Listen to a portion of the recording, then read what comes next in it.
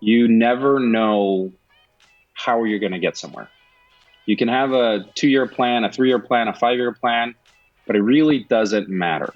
All you can really know is where you're trying to go, and hopefully your first step in that direction.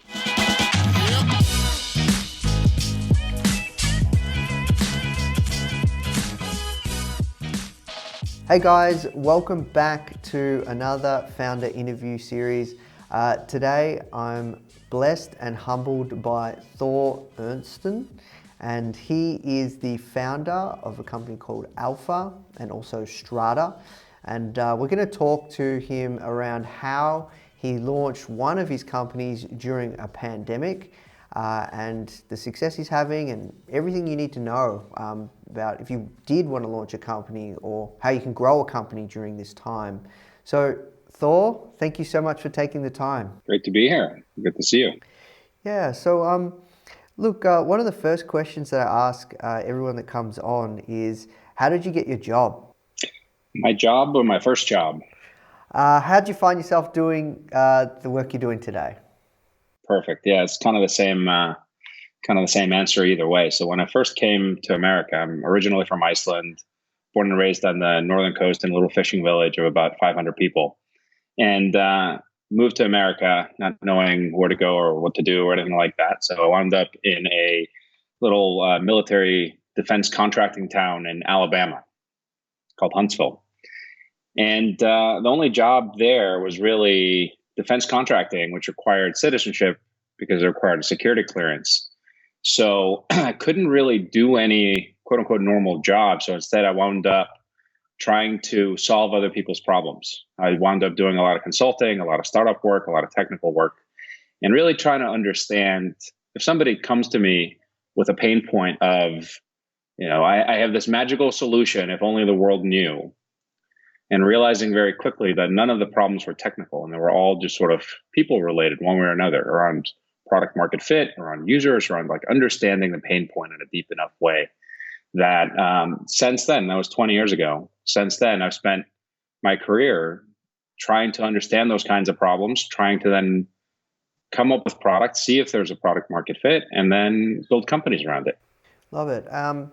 Now, I know you spent some time at Zynga as lead architect of Farmville, which is one of the most played games of all time. And yeah, they went from like 200 to 2,000 employees in 1 year. Mm-hmm.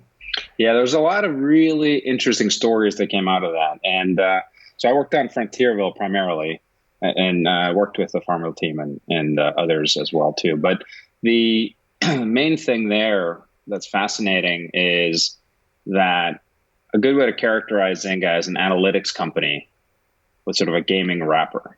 So what we did was went really deep on analytics, really deep on product management, what we call today product management, and figured out how to give people what they wanted. We'd measure everything, every click, every modal, every pop-up, every interaction, and then we would understand what do people interact with, what do they appreciate, what do they not, what drives engagement, what doesn't, and then fold that in across the entire portfolio of games. And it worked amazingly well. And then afterwards, figured I'd see if that would apply to other domains and other areas. So the lessons I learned there were really transformative in the way that it changed how I thought from thinking about solving problems to thinking about solving problems at scale. That's interesting. So what happened next when you move on from Zynga? Started a healthcare company called Rally Health, and there's a handful of people that were working on it. So it was 4 of us in the beginning, and really, it was the same kind of value prop of how do you get people to connect and drive engagement, except instead of tending to a virtual farm and buying more virtual fertilizer, it was about engaging with their health. And how do you get people to basically care more about their health and then over time be healthier? And that worked really well. The concept and what we built, the engine for it, is still market leading, currently owned by United Healthcare. And I don't know how many billions of dollars of revenue flow through it, but a few years ago, across the $1 billion a year mark. Yeah, wow. And that was acquired? Mm-hmm. When was that? Yeah. It's a bit of a convoluted process, but 2016, I'd say, was when it was acquired. Wow. And then what happened next? So then started a company back in around that time, a little bit before that actually, called Alpha, where what we would see over and over would be people that had an idea and they thought it was great, but they couldn't show that idea to anybody. They couldn't give anybody access to their product. They couldn't get people to care for various reasons. So they would get money from investors. They would build an entire company. And then only when the idea launches, when the product launches, they see that it was just fatally flawed in some way. And what we saw is like that's the life of a startup founder. We're all familiar with that. We all understand the customer development journey. And what we saw was when you take that and you plop it over into corporate world, you don't have the same customer development mindset. You don't have the same experimentation and the same focus on learning. So instead, you just put more resources against it. So product after product comes out with hundreds of millions of dollars in some cases. And if one person had seen it beforehand, one person would have said, that's idiotic. One user with nothing to lose, as opposed to, corporate sort of corporate executives and bureaucrats that are trying to just get to the next stage of whatever they're doing. And then we realized that there's a lot of early adopter types that understand customer development that are inside of these organizations. So we built a product to sort of empower them, built a insights platform to be able to run these kinds of experiments at scale. So we have 110 million users you can test any idea or concept or prototype or competitor's product against and really build a feedback loop with your audience, a feedback loop with your target customers, wherever they might be. And it worked phenomenally well. We have almost half the Fortune 100 as clients, really saturated in certain legacy industries that are all going through change right now, especially because of COVID. Yeah, wow, that's really impressive. I thought lean startup movement, is really pioneering, and less people are thinking this way that you described around kind of build first, then ship, and then never, like, not look at iterating or then fail. That's what you'd think. That's what you would think. But as soon as you go to an office and you realize what you need to get the product in the market, how many lawyers will tell you no, how many accountants and actuaries will have problems with whatever you're doing for whatever reason, so it'll change some model or some formula. And you'd be surprised by how many of these sort of back of the house people will run consumer facing digital products in finance, in healthcare, in retail, in you name it. Most industries in America are actually done with risk in mind as opposed to customer value. And building a product and scaling it and getting to any kind of meaningful level for a Fortune 500 company is it's a big hurdle. And having data within the organization to arm the people that are trying to show, no, this is actually good for the customer because this is what they want, is invaluable. So, that's really the problem we set out to solve, was how do we empower those people within the organization that have taken all the training, they've gone through all the lean workshops, they've gone through all agile, everything, and they know all the buzzwords. They're teaching us buzzwords because they're just trying to get the message out in the organization. So, you'd think that it has already changed, but it really takes a long time to transform how people work and how people sort of relate to one another. Interesting.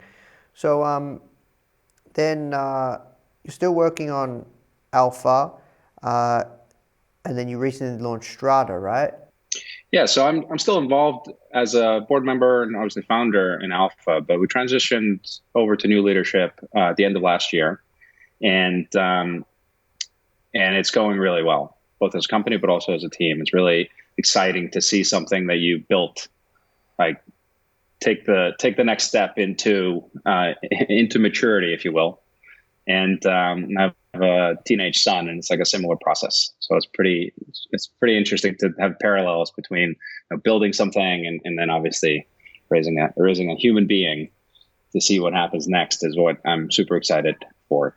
And then we spent a few months traveling, and then earlier this year set out to launch a company really focused on that connective tissue that I mentioned. Like how do people form relationships and build meaningful relationships?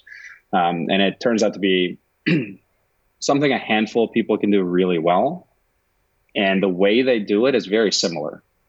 You go back hundreds of years actually, and you have like the same kind of mental heuristics that help somebody know when to reach out, why to reach out, what to say. And they're not that complicated. And yet you have all these tools, CRM tools, LinkedIn, Salesforce, things like that will do some part of it, but it doesn't actually help with the action. It doesn't actually help with you reaching out. It'll help you track. It'll help your manager stay on top of what you're doing. It'll help give you dashboards. It'll help give you all of that stuff. But really, as the individual just trying to just be, a good person for your community or for your network, all you need is reach out to Nathan because of this thing that happened a few weeks ago and just check in and see how it's going. And it doesn't have to be anything more complex than that. So we understood the problem reasonably well, but it was a hypothesis at the time. And we thought that live events was going to be like where people really are meeting so much. And you have so many friends and people from a live event circuit. Like I have friends that live in New York that I only see in Europe and California. I've literally never seen them in New York. But when we launched the second week of March, turns out live events were not really going to be a thing. So it was a really interesting process to launch a company into a space that then had a pandemic completely squash all of our plans. But the underlying problem is still there. Like the underlying concept is still actually more relevant than ever, because now you have to be so intentional. You don't have the serendipity of just running into people. So you don't have the luxury of not doing anything, because you are locked in your apartment or in your house and you will not see anyone other than your family ever. So when you want to stay in touch with these people that are not necessarily in a transactional sales oriented way where all that's going to go into a CRM, and they're not your closest friends either, because you're going to text with them, you're going to talk to them, you're going to see them, you're going to make an effort to do that. It's really the other few hundred people in your life that are instrumental in driving business and driving introductions and driving anything you need to do professionally as an individual, whether you're in really any executive role, whether you're a founder, whether you're an investor. Like all of those profiles have the same type of benefit from their network. And to be able to activate them and engage people, I can't tell you how many customer development interviews we've done where everybody has the same kind of process and the same kind of system. And I'll show you what it is. And it all is some version of this, where it's just a list of names or a task list or something like that on a piece of paper in a spreadsheet. You cross them out and you move on. And then hopefully you'll get back to it. Hopefully you'll remember what you did. But in reality, like we all are embarrassed by how often we drop the ball. So what we're doing is building a toolkit to really help with those kinds of things. Interesting. So you launched basically, second week of March, pandemic. Like that's when every company took a hit. Like every company took a hit. Didn't matter where you were, except if you're in essential services, you took a hit. SaaS, e-com, everything, right? Everything. So you launched as a company that helped with live events. Help people connect, and live events was going to be our go-to-market business development angle, because it's the single simple way to frame it was you go to this event, you walk out with a stack of business cards, then what? You want to stay in touch with these people, but you can't. And it doesn't matter how senior you are, it doesn't matter how big of a team you have that helps you do those things. There's still just too much friction in the process. It turned out to be a pretty tricky go-to-market. Yeah, I see. So what can people learn from what you're doing now with the company like post-pandemic? Because a lot of people watching this, they've either been affected with their existing startup or company due to COVID, and the it's changed, right? The landscape is different, right? And what can people do when it comes to launching a successful company? Because you've obviously pivoted. Are you doing well now? Mm-hmm. Yeah, because the problem is more prevalent than ever. Like, you have to be intentional in who you reach out to, because like human connection matters. So couple of things I would say, that are just good heuristics that I've found to be good heuristics and just like really helpful advice. One of them is that you never know how you're going to get somewhere. You can have a 2-year plan, a 3-year plan, a 5-year plan, but it really doesn't matter. All you can really know is where you're trying to go, and hopefully your first step in that direction. And once you capture those things, you have an aspirational vision, some sort of ultimate goal, so that aligns all your effort, all your experimentation, all your product development, all the stuff. So you know where you're going. You know what you need to do today. Like, in the beginning, if you just have those two things and nothing else, you're off to a great start. Even if you're the CEO of a Fortune 100 company, the same lesson holds true. And I've talked to so many of them, so many both founders as well as executives, senior executives, huge companies. And really all they have is alignment and vision. And then they have like 6 months from now, they have no idea what things are going to be like, because nobody does. So the faster you can throw out all those intermediary documents and artifacts that you're tied to, because they're just not true, they're based on so many false assumptions. Like COVID certainly shines a light on all that. Like, any plan that was made in December, like, is useless, right? So if you're making decisions based on data from 2019, it just doesn't matter. So that's number one. And number two is really understanding that what you're doing as a founder, like, you're not proving necessarily that you're right. You don't have a product plan that you need to execute because you have all the answers. It's actually the other way around. You have a bunch of questions. So if you frame everything as a hypothesis and your goal becomes to learn, and the way you learn is through experimentation. So all of a sudden now it's not, let me launch a podcast because I know the world needs it. It's like, maybe it does, maybe it doesn't. How do we find out? And it just creates a different environment where now, as a founder or an executive, when you create the right environment, so you have a culture of learning and experimentation, as opposed to just like mindlessly step A, step B, step C, those two things are instrumental in navigating something like COVID. Because you walk into a meeting today, no one has any answers, period, full stop. Somebody will tell you that everything's going to clear up in 2 weeks. Some people will say 2 years. Like, the craziest number I've heard so far is that there's one company in particular that is not planning on operating until starting again until 2024. So they're on hold, and it's like a big cultural institution that basically everybody knows. But like, their lead times and their cycles and everything, their executive team has been told 2024 is when they start again. So who knows? Maybe that's true, maybe it's not, in terms of how things play out. But if you look at it from a learner's mindset and you say, all right, so what are the things we're trying to do? What are the things we're trying to figure out, and how do we figure them out? Along the way, you will learn enough and you will build enough and you will do enough to hopefully like discover, I guess, a viable business. But you have to do the first step first, which is understanding alignment, so that everybody is experimenting and sort of wandering aimlessly, but in the right direction. So can you talk us through that process around kind of what you did to kind of, and I hate the word because everyone says it, pivot with Strata, and have that mindset. You probably had capital, so you had maybe less to risk. Did you? Because you didn't raise anything, or you are using your own funds, or?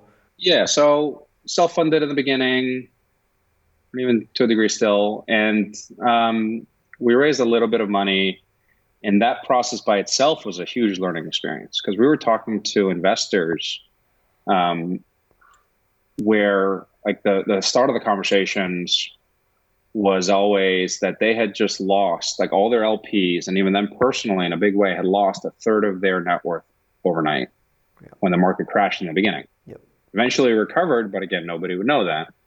So we had funds tell us that their LPs told them, and these are again big like A-list funds in some cases, that it's okay if they slow down on investments because of all the uncertainty. And then sort of going through those conversations in that process, pretty sure that you could have still put together a decent round and focused on that. But instead, we focused on product development and really understanding where we're going to go to market and how we're going to do it, because that obviously was thrown out the window as well. So we focused our efforts on two things: on what does the actual ultimate platform need to be, and how do we get there, and how do we, from a personal standpoint, how do we build the right team to execute on that? And then in the short term, the team that was already together, so my co-founders, like what can they do now that helps us in that direction? And what we came to was helping drive connectivity in virtual events. So if you're at the 85th Zoom webinar of the day, it's like, how do you actually, what does being there actually mean? How do you connect with a speaker or a sponsor or another person in the audience? How do you create certain connective tissue around those kinds of interactions? And we built a bunch of tools. We built some actually really good tools to help drive that exchange and drive those interactions, so that the speaker would have a virtual inbox basically for that event, and they can choose to accept or ignore each one, and you can just go through that much, much easier than giving your email to the whole world, which certain people are reluctant to do. Not really in our community, because founders and investors and such will talk to anybody, but generally, like if you're especially if you're a corporate executive or sort of an author, you have a pipeline, so you might have somebody else managing it for you.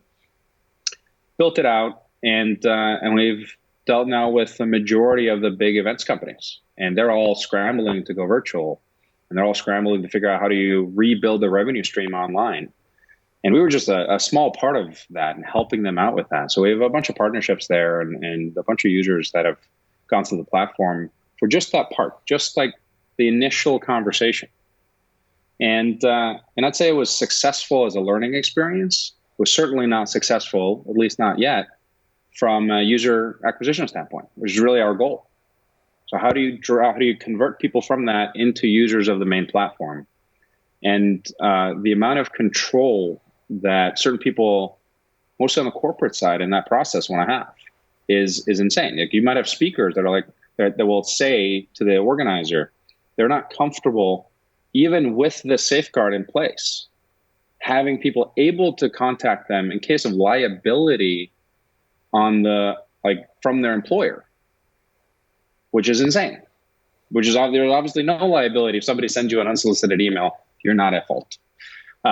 So there's just all these like human things that come into the mix where we have a technical solution, but because we're not married to it, we could see that technical solution doesn't necessarily get us to where we need to go in as effective or efficient way as maybe something else. So we're still doing it. We still have a product in the market called Nudge for that. But then we launched something just last week, actually, in a closed beta that's going really well as well, that is now focused on just helping you as an individual manage your own communication. So forget the virtual event stuff, forget those ties. It's really just you as an individual. You're trying to be more thoughtful, more mindful. Who should you reach out to this week? Here's 3 people, go now, and then do it more. And it connects to your Gmail or something? Exactly, Gmail or Outlook or Exchange, yeah. Yep, got you. Interesting. So you're obviously a very, very strong product guy, no doubt about it, and you're obviously really passionate about product development. For anyone that wants to start a business right now with, like you said, it's hard to plan It's fun to think ahead. It's fun to think if we can do this, then we do this, and it can turn into this whole big grandiose thing. What can people be doing right now? It's a great question, and I would go back to the first thing I said, which was put a stake in the ground and make it big. Make it like 20 years out, the world's a different place because I did this. And when you have that time horizon in mind, it doesn't matter if it starts during COVID or not. So thinking through problems that won't change. So 20 years from now, what do people still want? Because solving a smaller problem will eventually, like all that kind of stuff goes away. So if you think about, all right, so here's a car, I'm going to build a better tool to tune my engine. 20 years from now, that engine will be totally different. So you're going to move, like there's all kinds of things that are shifting, but transportation will not be different. People will still need to go from point A to point B. Even with Zoom, even with video conferencing, even with 3D avatars and virtual reality, there still will be a human need to go from point A to point B. So if you think about that and the underlying sort of human aspect of it, for these problems that are not going to go away. So instead of looking at art, so during COVID, the question isn't what is changing.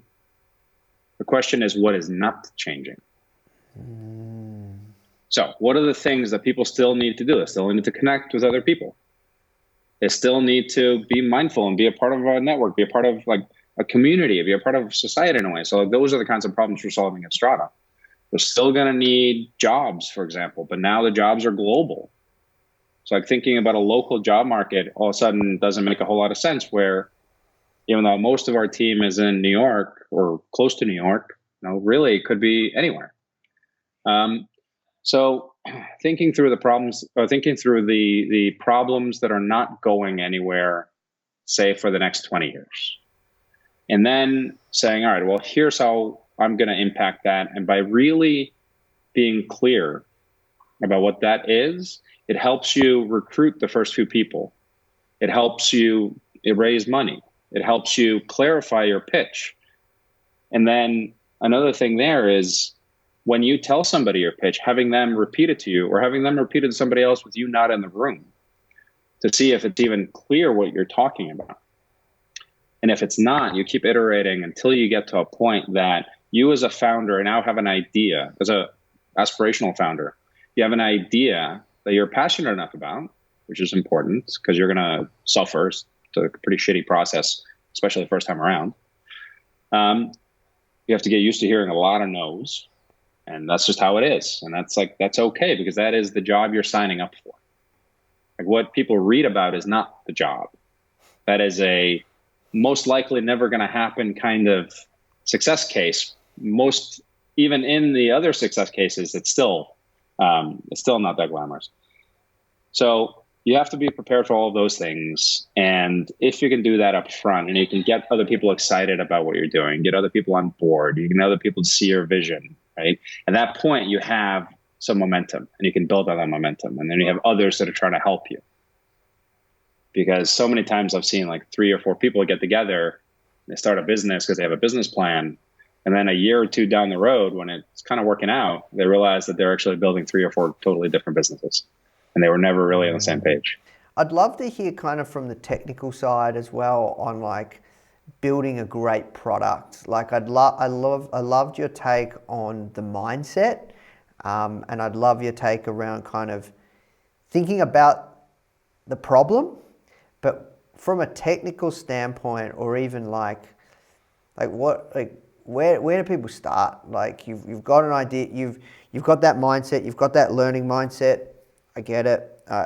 What I want to do, I know the problem I want to solve. I know what problem I think I can solve within 20 years from now. I want to put a huge stake in the ground saying that I helped shape the world dramatically over a 20-year period, and I've built something of true worth and significance.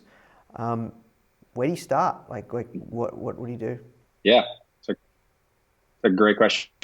And it really goes back to the learner's mindset. If you're trying to figure out how do you learn, what happens is you shift out of the mode of technical execution to then saying, all right, so what do we need to build to prove this out?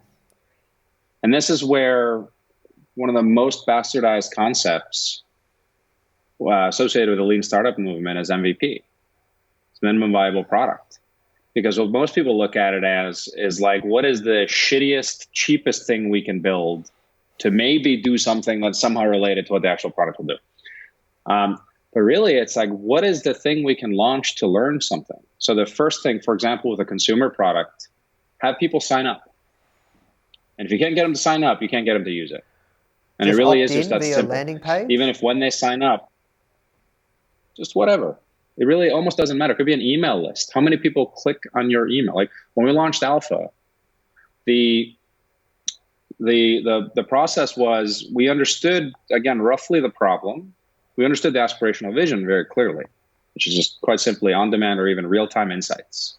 You need something, you have it. Great. How do we commercialize that?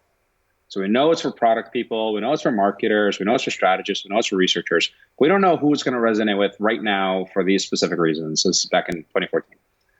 So we bought a whole bunch of email lists, spent thousands and thousands, actually probably tens of thousands of dollars buying email lists for people with different job titles, in different industries, at different levels, and A/B testing the hell out of everything, where the value prop is actually what we tested through email outreach. And our first three clients were Citibank, AT&T, and Pfizer, through slightly different value props, but it resonated so strongly that they would run through their walls, through their procurement office, through their, all the people that are telling them no because they needed it so much. And we had one case with a Fortune 10 company probably now, where it's in a heavily regulated industry. And the person, it was a SVP, knew that it would take 6 months to review, but he needed data now, basically. And he knew he needed to use the product now. So he upped the limit on his corporate credit card, and we had to charge him $10,000 a month on a credit card, just because that way it wouldn't trigger the internal flags. So once you have signals like that, once you have like people that want what you're selling, again, I understand the question was about technology, but it really starts there, because then you build it. Then you figure out, well, what are you actually paying for? And then that's what you build. So you have to build enough to be able to deliver the thing you're doing, whatever it is. But you don't have to build everything. Like, as a matter of fact, you have to build very, very, very, very little, just enough to deliver for those earliest adopters. And then you start learning, then you start iterating, then you flesh it out. Then over time you have, a whole bunch of other things. But chances are nobody is buying a product because it has feature A and B and C and D and E. They're buying one of those. So the faster you can figure out which one they're buying, the faster you can build it. Because you only have to build one instead of five. So you're really thinking, and what you're trying to do when you're starting any business, and trying to work out what that product is, you're trying to find what is the problem that you can solve there, where people will bang down the doors to pay you money for it, because then the sales process just becomes so much easier. The sales process, the product development, like if you have people that need your product so much that they, like currently, people have to go through a really gnarly authentication screen if you use Gmail to use our product. And we see it because we'll do like onboarding calls sometimes with video, and they're like, oh, okay. And we see it because the messages that Google puts up are really scary. And we know they're scary, but people need this enough to a point where they're willing to accept it. The liability, and nobody's, obviously we're all in this together, and we're trying to figure this out together. And that's really what you want. You want the customers to be a part of the team almost, the early customers. Like they are so invested in your success because you're solving a problem that they have that's so acute that they're willing to do all of that. And then once you figure that out, you build it and you streamline it and you automate it and you build it even further. Now that's for vast majority of products. Then there are others where, there might be a technical hurdle. But if you're in biotech or drug development or whatever, it works or it doesn't work. And it's a science thing. Like if the thing doesn't work, then forget about it. But if you're dealing with software, if you're dealing with apps, if you're dealing with like those kinds of things that are where there's virtually zero technical risk, you can build yet another website editor.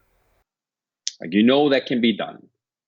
So fine. What is the problem with existing ones? How do you make it better? How do you do it? What's the one thing that you can drive people to? So that's really the thing. So like what you do now is really starting point is do anything. But if you do these other things, you have guardrails around your exploration, you have guardrails around your development. Because also another trap I've seen for early stage founders, especially in the like 20 to 40 person team size range, where I've seen this a lot, is that they start feeling like they're losing control. And if they didn't do this up front, because you get one chance really to set your culture. And if they want to control every decision in the organization, that's around the point they stop being able to do that. And if you're not sure what your marketing person is doing, and you're not sure what your operations person is doing, you're not sure what your CTO is doing, and you're not sure it's really aligned, you start having these awkward and very difficult offsites where everybody's trying to orient and align and all that stuff. Like there's value, obviously, in those things, but the amount of effort and friction it takes to change someone's behavior is exponentially greater as the organization grows. And this is applicable to any human behavior change, because they set their way in a certain way, and then for you to change it is now changing who they are as a person in a way. So it's almost impossible to do after the fact. Like when you're the first 10 people or so, like this is really when you go through these exercises, you figure out what are you all here for, make sure you're all on the same page, make sure you're all going towards the same goal. And then the rest becomes really easy, because now the next 10 people the marketing person hires, the next 10 people the operations person hires, the next 10 people the CTO hires, they're all going to be aligned with the original vision, as opposed to with their own visions that might create fiefdoms and other kinds of friction. So really it's like setting your stake in the ground in an appropriate way that is easy to communicate, that makes sense to everybody before there is anything, before there's a product, before there's any investment made in what you're doing. It's really the most important. I love that. That's so on point. What were you going to say? Sorry? No, I just said to me.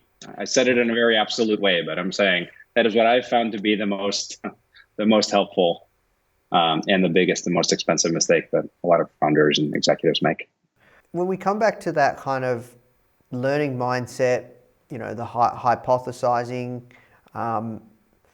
once you do, like you said, like whether it's a sign up, whether it's like how you guys, got people via outreach, cold outreach, and then you worked out what is the value prop, like what happens next? Yeah. So obviously it depends on the product, but I can talk about some specific experiments and experiences I have where we would, for example, in a healthcare setting, we're dealing with health insurance companies that are kind of a definition of legacy companies. Like they are selling a product that is government regulated and cannot change very much.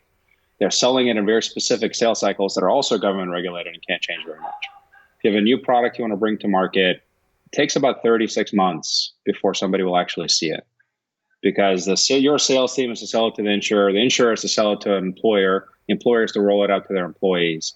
And each one of these steps happens once a year. So it's just a wild hurdle for most large companies in that space to iterate quickly. And then obviously going back to the lawyers and the rest of the people that are telling them, no, they can't do this because of whatever reason. And in many cases, they're valid reasons. So, but when it comes to digital products, like the name of the game is speed and iteration cycles.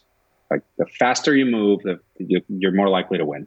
The more shots at goal you have, the more likely to win you are. And what we learned was we had to come up with other ways to do it. So this is when I was coming out of Zynga, where we would launch something and then maybe an hour later, 10 million people may have used it, which was wild. Like, definitively how many people clicked on something or not out of 10 million people. Like there's no question if it worked or not. then going into this 3 or 4 year life cycle environment, which was just like a totally different ball game. And what we learned was you had to come up with other ways to do it. So what we would do is build landing pages, for example, like we talked about earlier, where people are signing up for something. They're not giving up any personal information, so it didn't have to be as tightly controlled, but they don't necessarily know that. And then only one part of the website would be active. So we would drive, at that point, hundreds of thousands of dollars of traffic and split test. Will people respond to this module or that module? If we're asking questions, are people more comfortable with a background image being that of a doctor, a nurse, somebody fit, somebody sitting on their couch, some abstract image, cartoon image, whatever? And then you iterate and you iterate and you iterate. And what we learned, for example, as a specific takeaway is, if I'm asking you questions about your health, and there's a picture of a doctor with a clipboard, male or female, doesn't matter, you are not going to answer. Like the hypothesis was this would put you into a mindset where you're more likely to feel okay because like it's almost like that person's interviewing you. And we got on average like 3 or 4 questions that people would answer. And then when you flip it to, all right, there's a person running, there's a person doing something happy and healthy in the background. There's an aspirational objective there. All of a sudden that 3 or 4 or 5 questions turn into 15, 16, 17 questions that people would answer on average with no other change. And we didn't have to build all this stuff to figure that out. It was literally a fake website with one active module. And that pretty much anyone can do without much coding experience on their own right now. And there's even tools, this is 10 years ago, so there wasn't a lot of tooling around it, but there's all kinds of A/B testing platforms and usability tests that you can run and all kinds of tools like Alpha that you can use to really figure out, is this something people will do or not? Yeah, like, you can use Google Optimize. It's free. You can run up to 5 tests. Like, yeah, you don't have to spend money even. Exactly. Interesting. Well, look, Thor, this was awesome, man. You've been very, very generous with your experiences on building like incredible products, and you've had a lot of success. We have to work towards wrapping up. Is there anything else that you'd like to share around for anyone that wants to start a company now and make it successful during a time like this? Yeah, a couple of things. The first one is really starting with that aspirational vision and clearly articulating it so that it's like definitely less than 10 words, ideally less than 5 words. Once you have that and you start building a team, building momentum, building interest, reach out to people. Reach out to me. I'm happy to help anybody that's going through this. And I do this all the time. And by the way, I've said this well over 100 times, usually put my email up in a slide at a presentation somewhere with thousands of people, and probably less than 20 people have ever done it. So happy to say reach out, and I know that nobody will. Which goes to the second point. Just do something.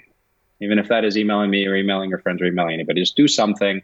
Reach out and try to create a biased action, because you'll never have the answers. Everything is against you. You'll hear a bunch of no's. There'll be really tough days, and you can read about it from, other guests on this podcast have written and talked extensively about like how difficult a lot of this stuff is. And it's true, but it doesn't matter, because at the end of the day, it's really, the alternative is having a great high paying job for most people that are founders. Like, the alternative is working in investment banking. Poor you. Like, just do it and everything will be fine one way or another. And once you have that in the back of your head and you understand it, then you can start doing more and more and more. So reach out to people with your vision, share it, get feedback, talk to people. And then through that, they will start introducing you to other people. They will say, oh, you know what, Nathan? I can't help you, but my buddy Joe or Susie, they would be great. And they just got laid off and they have 6 months severance and they're looking for a project. So the more you talk about it, the more likely it is that those kinds of connections will come up. And that's where you'd use a tool like Strata, of course, to manage all of that. But doing something, getting people involved, getting people engaged, building a community of people that share your vision and want to make it true. I think that's really the fundamental bottom line here for any advice to anybody. And it doesn't matter if it's COVID or not. It doesn't matter. None of it matters. Like, just do something, and you'll learn so much along the way. And COVID and other catastrophes will actually happen and then go away, and things will go back to normal, and the world will change, and that's okay. That's an inevitable fact. Yeah, you can only control the controllables. Exactly. Amazing, man. Well, look, thank you so much for your time. Really appreciate it. Last question is, where's the best place people can find out more about yourself and your work? Yeah, so strata.cc is where we're posting a bunch of stuff. And then just Thor at strata.cc is where they can reach out. And that's probably the easiest. Well, look, thank you so much for your time. I hope you have a great rest of your evening. Really appreciate it. The Foundr mission is to help you create an ass-kicking business and help you learn straight from the mouths of world-class founders. Get your free printed edition of Foundr magazine featuring Sir Richard Branson. Just cover shipping and handling at foundr.com/Branson.